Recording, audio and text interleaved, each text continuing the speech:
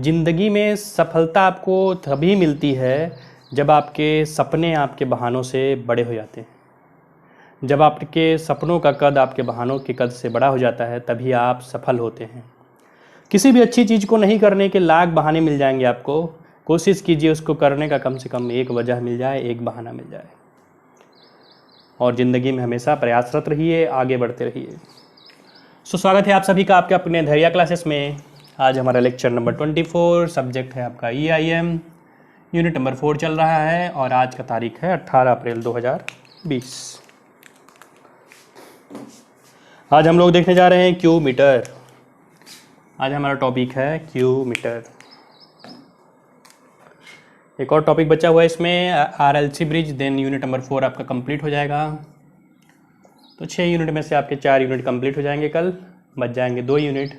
Hopefully आपका आने वाले 2 वीक में 30 के अंदर जो है आपका सिलेबस कंप्लीट हो जाएगा, 30 अप्रैल के अंदर। शुरू करते हैं क्यू मीटर।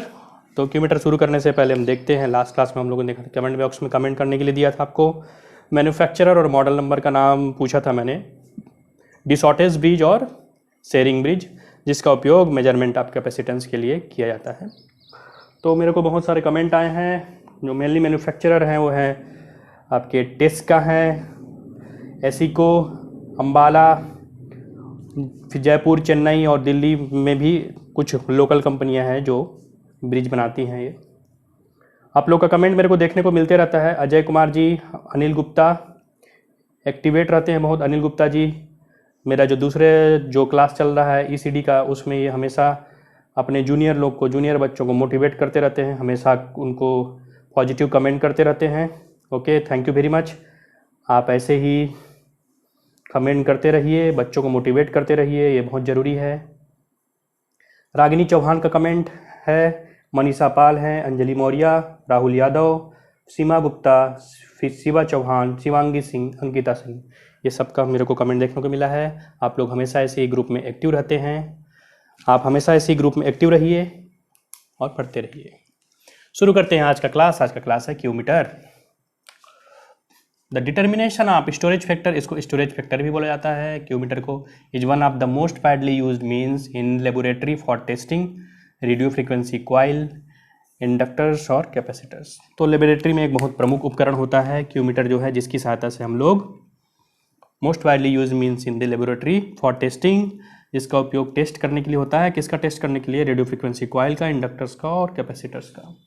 मेनली अगर कॉइल की बात करो तो Q इक्वल टू होता है ω0L/R से इसको दिया जाता है equation, where ω0 equal to resonant angular frequency होता है, R equal to effective resistance of coil. आगे देखते हैं, the Q meter is an instrument use to measure the value of Q directly and as such is very useful in measuring the characteristic of coil and capacitor. Mainly इसका उपयोग होता है coil और capacitor के means characteristic का अध्ययन करने के लिए। प्रिंसिपल देखते हैं, प्रिंसिपल ऑफ वर्किंग इसका वर्किंग प्रिंसिपल क्या होता है। So the principle of working is based on well known characteristic of resonant series circuit of RLC। एक हम लोग रेजोनेंट सीरीज सर्किट लेंगे RLC का, और उसके बाद इसको हम लोग देखेंगे, मेजर करेंगे कि उससे क्यू कैसे आता है। So let's see the circuit of resonant circuit. Resonant circuit देखते हैं। So let's see the resonant circuit. Resonant circuit देख लेते हैं। यहाँ हम लोग लिए source that is given by E, इसके थ्रू वोल्टेज E है, एक R है, then L coil, then C उसके साथ सीरीज में। तो RLC का सीरीज है, रेजोनेंट RLC सर्किट। इसके थ्रू जो भी वोल्टेज है उसको हम लोग लिए E L, और इस कैपेसिटर के थ्रू जो भी वोल्टेज है उसको हम लोग लिए E C से। एक रेजोनेंट फ्रीक्वेंसी सबको पता है, XC इक्वल टू XL, जो भी इसका रिएक्टेंस होता है कैपेसिटर का, इज इक्वल टू होता है इंडक्टर के रिएक्टेंस के equal to. When XC equal to हो जाएगा 1/ω0C। सब फॉर्मल जो है जनरल इक्वेशंस हैं। ω0 इक्वल टू होता है 2πf, यहाँ पे ω0 है 2πf0 into C। XL equal to ω0L and that is given by 2πf0 into L। और रेजोनेंट फ्रीक्वेंसी कितना होता है? 1/2π√LC। And current at resonant is given by I0 is equal to हो जाएगा E by resistance R। Voltage across capacitor देख लेते हैं। सब जनरल इक्वेशंस हैं, मे बी आप लोग को कोई दिक्कत नहीं है इसमें। Voltage across capacitor is given by E C equal to I naught into X C. Current जो है बहाने की वैल्यू कितनी है आई नॉट, उसका रिएक्टेंस कितना है X C, is equal to हो जाएगा I naught into X C की जगह हम लोग रिप्लेस कर दिए एक्सएल से, एक्सएल को फिर रिप्लेस कर दिए हम लोग ओमेगा नॉट एल से। So E C is given by I naught into omega naught L. Input voltage निकाल, इनपुट वोल्टेज यहाँ से E equal to I naught into R हो जाएगा। सो अगर मैं आउटपुट और इनपुट का लूँ या फिर कैपेसिटर के थ्रू वोल्टेज लूँ और इनपुट वोल्टेज का दोनों का रेशियो लूँ, तो मेरे पास आ रहा है I naught into omega naught L divide by I naught into R. I naught cancel out, omega naught L by R. तो omega naught L by R equal to क्या था Q. So E C equal to Q into E. So if E is kept constant, the voltage appearing across capacitor is a Q times of input voltage. अगर E जो है यहाँ पे constant है तो capacitor के थ्रू जो भी वोल्टेज रहेगा, voltage appearing across capacitor, that is Q times of input voltage. So this are the formal equations used for resonant circuit of RLC। इसी को मोटिवेट लेके हम लोग देखते हैं इसका practical circuit. So let's see the practical circuit of Q meter. So let's see the circuit of Q meter. Q meter का circuit है आपका, यहाँ पे है हमारा आर एफ ऑसिलेटर जो करंट डिलीवर करेगा इसको। देन उसके बाद यहाँ वोल्टेज डेवलप होगा, यहाँ जो वोल्टेज डेवलप होगा इनपुट वोल्टेज देखिए हम लोग RLC में ये वोल्टेज इनपुट वोल्टेज है, that is measured using thermocouple voltmeter. आगे पहुँचते हैं, आगे है RL, कॉइल है आपका, और कॉइल के साथ है हमारा सीरीज में कैपेसिटेंस T3 और T4 में, और T1 और T2 के बीच में कॉइल लगा है। आउटपुट वोल्टेज इसी को मेजर करेंगे आपके इलेक्ट्रॉनिक वोल्टमीटर की सहायता से। ये कैपेसिटर क्या रहेगा, tuning capacitor. So you can draw the block diagram और circuit diagram of the Q meter. Circuit diagram आप ड्रॉ कर सकते हैं। ये जो है करंट को लिमिट करने के लिए वेरिएबल रजिस्टर है यहाँ पे। ये सन रजिस्टर है जो इसके थ्रू वोल्टेज डेवलप करने के लिए काम आता है। लो रेजिस्टेंस की वैल्यू होती है इसकी, इसका रेंज वगैरह देखते हैं। सो इसका हम लोग अब देखते हैं theory. Let's see the theory behind the practical circuit of Q metre.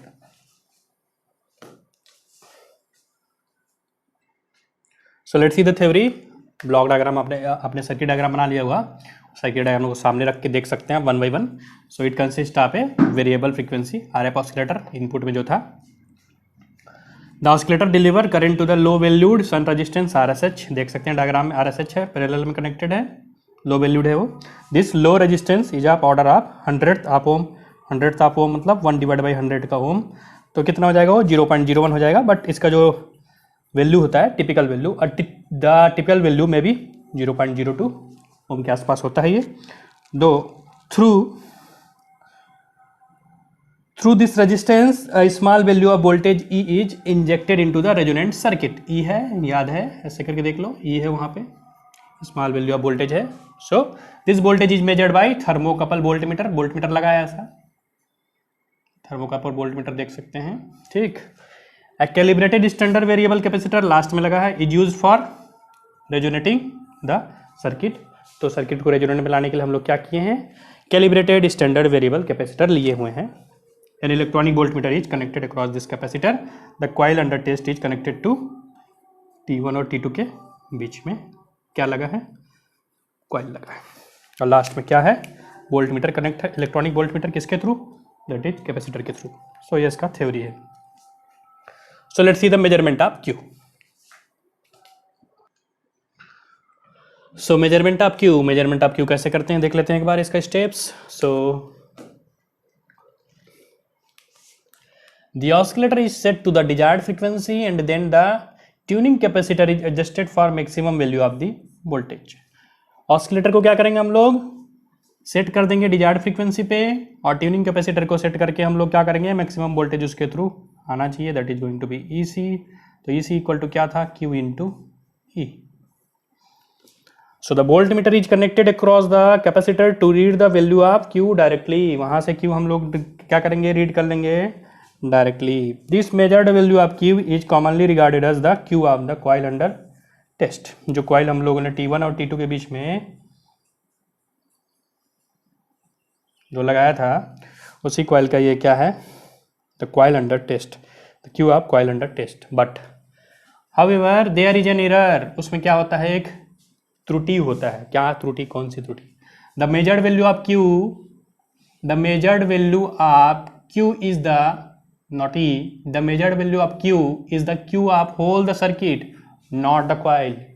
और जो क्यू है वो पूरे के पूरे होल सर्किट का क्यू है बोल रहे हैं, वो केवल कॉइल का क्यू नहीं है। So there are errors caused on account of the shunt resistance and also due to the distributed capacitance of the circuit.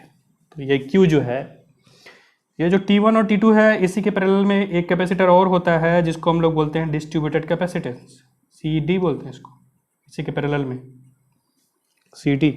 तो डिस्ट्रीब्यूटेड कैपेसिटेंस और शंट रजिस्टर के कारण भी कुछ क्यू होता है जो उसमें एरर जो है जनरेट करता है। तो अगर मैं इसको देखूं, क्यू मेजर्ड को लूँ मैं, क्यू मेजर्ड इक्वल टू हो जाएगा omega naught L divide by RSH plus R, shunt resistance की बात करूं तो, ठीक। तो ट्रू वैल्यू इक्वल टू हो जाता है, ट्रू वैल्यू पता है omega naught L by R होता है।